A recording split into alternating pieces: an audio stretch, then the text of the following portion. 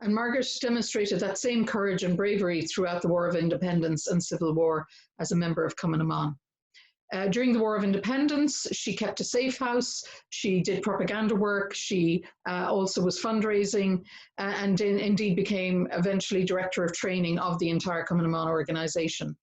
She was decidedly anti-treaty, believing that no Irish man, or indeed woman, could take an oath of allegiance to a British crown and still call themselves an Irish man or woman. Once the Civil War broke out, she immediately joins the garrison at the Four Courts, where she sets up the Cumann na mBan in the nearby Tara Hall. She's also very much involved in gun running. When some of her old comrades from the Anne Devlin branch in Glasgow arrive in Dublin with arms and ammunition for the anti-treaty IRA, she commandeers an ambulance and delivers those arms to Hammond Hotel, where Cathal Brugha and his garrison are holed up. She was arrested in December 1922 and spends most of 1923 in prison, firstly in Mountjoy Jail and then in the North Dublin Union. During this time, she suffers much privation, as did many of the women who were imprisoned there, and goes on hunger strike 3 times. She's released in December 1923 and returns to Fairview, where she picks up the pieces of her life again. And part of that picking up the pieces, she remains involved in Cumann na mBan, but she also has to get work. And she returns to her career as a teacher, and eventually by 1928 has secured a post with the Sisters of Charity in King's Inn Street in North Inner City Dublin. On securing that post, she immediately joins a trade union, the INTO, the Irish National Teachers Organisation. A firm believer in trade union activism, she believed every single worker should be in a trade union. And she becomes very much involved in the INTO, eventually becoming its president. The things she was concerned with within the INTO was parity of pay, particularly for women teachers. She was also concerned once the marriage bar was introduced, although it never affected her personally, as she never married, that be overturned. She believed in professionalization of the teaching profession and campaigned for that throughout her time. By the time she had become a senior member of the INTO in the 1940s, in 1949, she'd been elected to the Central Executive Committee of the organisation. Early in 1949, a representative committee on teacher salaries was set up under the chairmanship of Judge P.J. Rowe, the Rowe Commission. It consisted of 18 members, 5 representing the Department of Education and Finance, 6 representing the INTO, 3 managers and 1 representative each from business, farming and PAYE workers. Skinner was one of the 6 INTO members. The report, which was delivered in May 1949, recommended a common pay scale for men and women teachers with a marriage allowance for married men and additional bonuses for those with honours degrees. A report in the ISW of October 1949 noted that Bridget Bergen, then Vice President of the INTO, and Skinner, a signatory to the Rowe report, faced a heavy barrage of questions at the Dublin City branch meeting.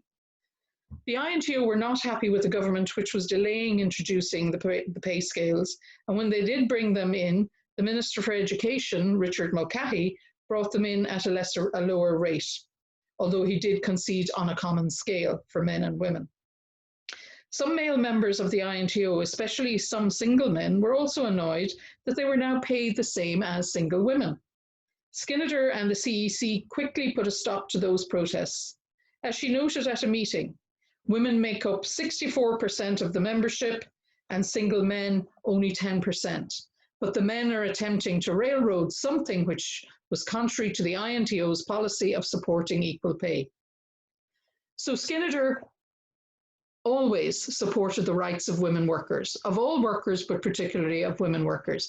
And in 1956, she becomes president of the INTO and very proudly represents that organization at an international organization of teachers or groups in Manila in the Philippines. She spends the rest of her career organizing for women workers. She's appointed the first chairperson of the Women's Advisory Committee for ICTU, the Irish Congress of Trade Unions, and she, until she retires, commits herself for the fight for women workers. Perhaps one part of her story that remained outside of the history books was her relationship As I said, she never married, but she did have a lifelong relationship with Nora O'Keeffe. O'Keeffe was a fellow Cumann na mBan member, somebody that Skinner met in New York during her time there as part of the Irish Republican Women's Tour. They returned to Dublin in 1919 together. They lived together in Fairview and later Clontarf until Nora dies in 1962. Nora had been active in Cumann na mBan during the War of Independence and is herself imprisoned during the Civil War as well. So both of them are imprisoned for large periods of time during 1923.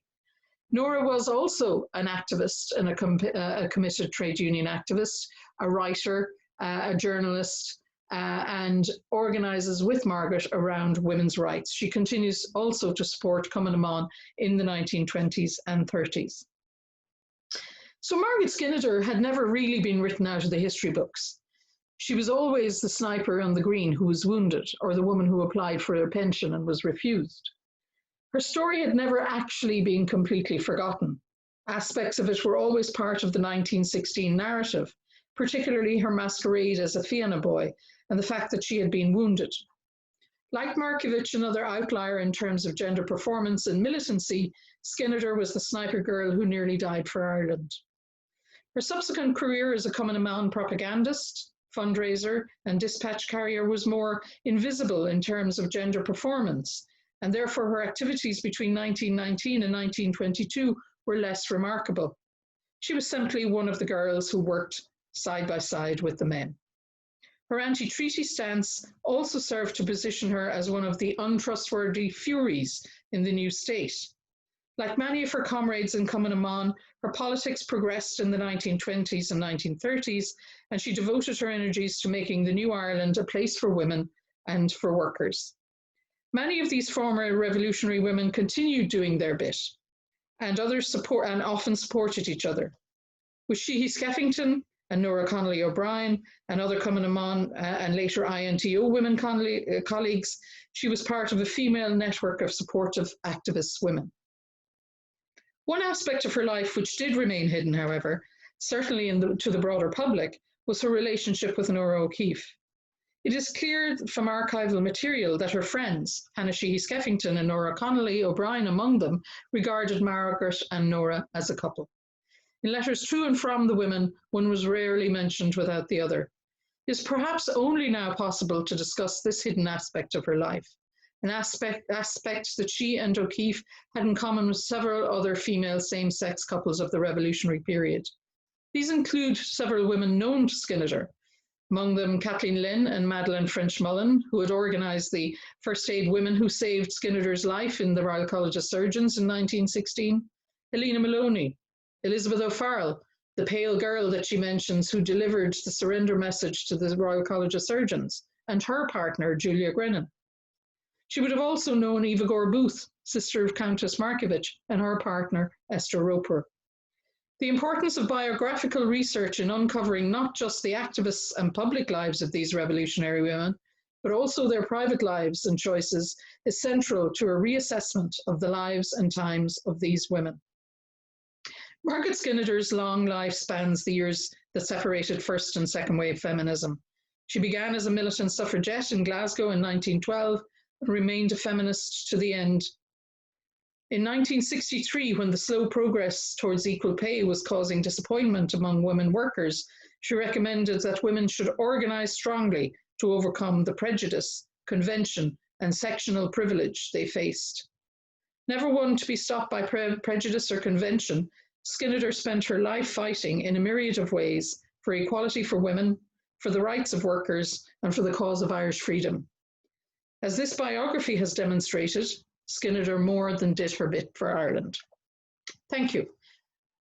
You can order Margaret Skinner from UCD Press, www.ucdpress.ie, or as they say, you can get it from any good bookshop in the country. Thank you very much for listening. Goodbye.